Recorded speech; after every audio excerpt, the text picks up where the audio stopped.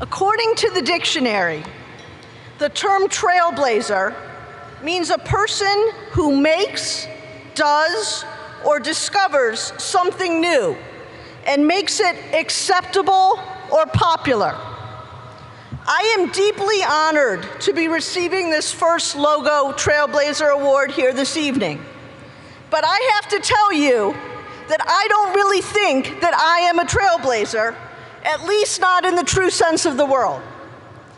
In terms of the struggle for the civil rights of gay people, the true trailblazers were people who had the courage to stand up, to come out, and to say I'm gay decades before it became acceptable or popular to do so.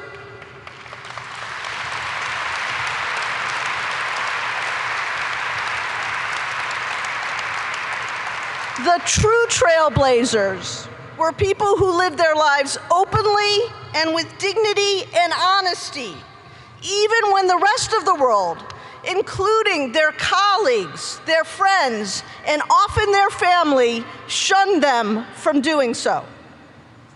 The true trailblazers were people like Frank Kameny, who battled the federal government's prohibition on hiring gay people in the late 1950s. The true trailblazers were people like Harvey Milk, who became the first openly gay person to be elected to public office in California in 1977. The true trailblazers were people like my client, Edie Windsor, who became engaged to her late spouse in 1967. That's right.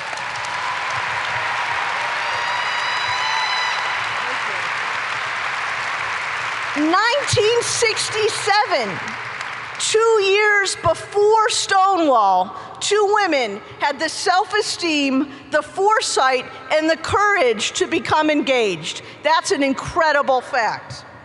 Indeed, the true trailblazers include people like my wife, Rachel Levine, who, while I was busy in the office trying to make partner, was out on the streets protesting our government's indifference to the plague of AIDS in the late 1980s and early 1990s, when gay men were dying, and long before there was any effective or known treatment for the plague. Why do you think I asked her to marry me in the first place?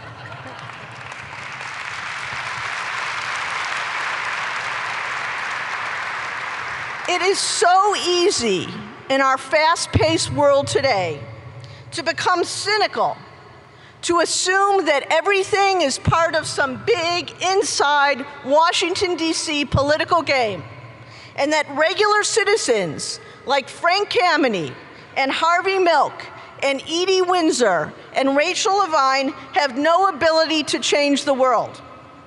The landmark case that we brought and won before the United States Supreme Court, United States v. Windsor, should put the lie to that kind of cynicism.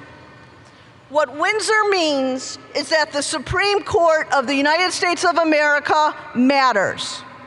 What Windsor means is that the United States Constitution matters.